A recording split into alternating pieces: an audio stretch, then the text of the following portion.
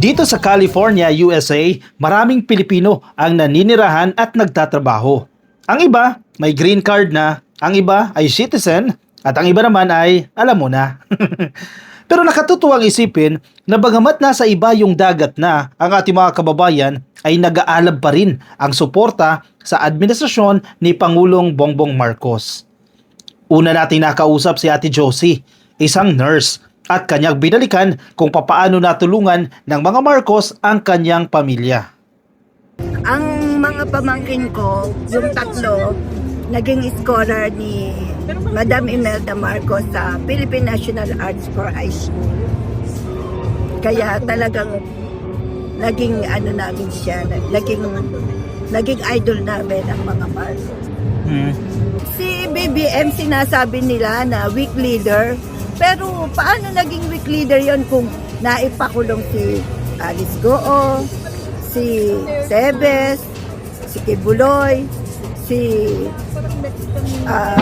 Duterte, at ngayon si Harry Roque. Marami siyang naipakulong. At ngayon, siya lang sa tanang buhay ko ang presidente na lumaban against corruption na talagang pinangangatawanan niya. Kaya maraming Pilipino na natutuwa sa ginagawa ni PBBM. Nakausap din natin ang negosyante na si Ate Maris, na bata pa lang ay matindi na ang suporta sa pamilya Marcos. Why I love PBBM? I love him so much. Una-una, when I was young, I was one of the Maharican students, scholar, and the Apulacay is the one who's giving us, yung mga school supplies, a little bit of, allowances. Kasi kami hindi naman kami, I wasn't born with a silver platter, a silver spoon. So, yun ang ko. So, talagang may hirap lang yung mga kinikater noon before. So, lumaki ako with them. I know what's going on. Even though I'm still young, but I really appreciate kung ano yung ginawa ng mga Marcoses sa pamilya ko. Isa ako doon sa mga college student na nagrarally from Loton to Manila City Hall. Lahat ng loyalists na nagrarally to bring back the Marcoses, andun ako when I was in college. Humihiga kami sa Loton, sa pavements ng Loton, natitirgas kami, binubomba kami ng tubig, pero magkakasama kami mga youth. I was in Lyceum of the Philippines. Doon talaga yung makikita mo makikita mo yung mga tinatawag nilang mga kadre na yung mga Makabayan Black ngayon, nandoon. So I was there. Tapos hanggang sa naisipan ko, Philippines is no longer the country that I wish to live. So I decided na pumunta ng Amerika. Bagamat nasa Amerika na si Ate Maris na ninirahan, nakatutulong siya sa ating mga kababayan sa pamamagitan ng home care na kanyang naipundar dito.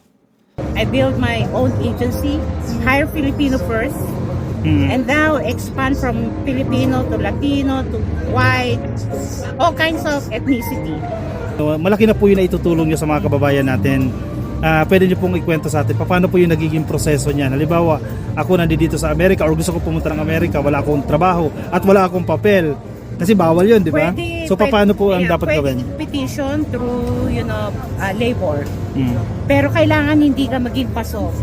I mean, is hindi ka yung matatawag na illegal already. Tapos na yung 6 months na binigay sa'yo.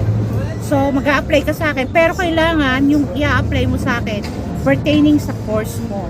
Pero kasi ngayon, right now, the field of caregiving is hard. So, some of them, I hire accountants. Sometimes I have nurses. Sa nurses, I offer them to my friends who own a home health, who needs nurses. So, pagka nurses na siya, inaano nila yun, pinipetition. Ang caregiver ngayon is pwede na siyang i-petition. It's been, because it's known, pero before hindi. Pero yung karamihan ng mga ngayon is, ang may gagawa ko lang is pwedeng i-petition Yun lang, pero kailangan hindi sila yung tinatawag na illegal. Mm. Kailangan exist pa rin yung kanilang visa. Tourist visa po yan? Oo, tourist visa, pwede mo i-transfer, i-move yun to labor. Nakausap din natin si Miss May, isa ring content creator. At hindi siya nawawala ng pag-asa na muling babangon ang Pilipinas sa ilalim ng Marcos administration, lalo na ngayong pinaigting ni Pangulong Marcos ang laban kontra korupsyon. PBBM for me, he's a symbol of hope. And he's starting right now by fighting his own government when it comes to corruption. You cannot find a leader that would choose to be on that position because it's so magulo pag ganun ka na position kasi halongkatin mo ang sarili mong government because of corruption. But PBBM got the balls to do it. He didn't mind, but I'm very sure that he prepared for it kung anong klaseng mga intriga. Just like these DD shots, they're saying na it's just a cover-up for PBBM. No? I mean, who would be a president? Rodrigo Duterte identified the problem. Did he do anything with that? No. Maybe Pinoy and they didn't do anything? No. Why? Because they have to, they knew that the one that they're fighting for was and is their own government. But PBBM, not a problem. He fought for it. He's starting to fight for it right now. And hopefully this will be the best and the best president we will have. This is the legacy that he wanted to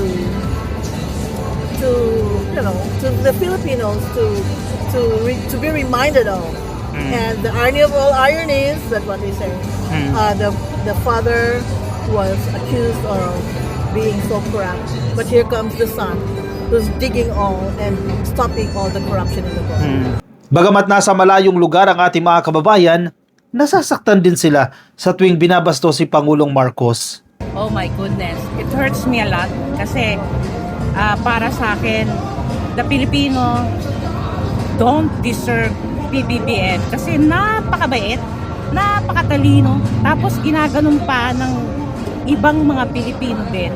They don't see kung ano yung heart ni PBBM para sa mga Pilipino.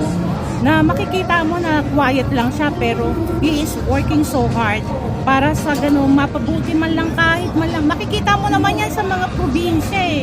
Yung first, yung mga magsasaka. Pangalawa, yung mga estudyante ngayon.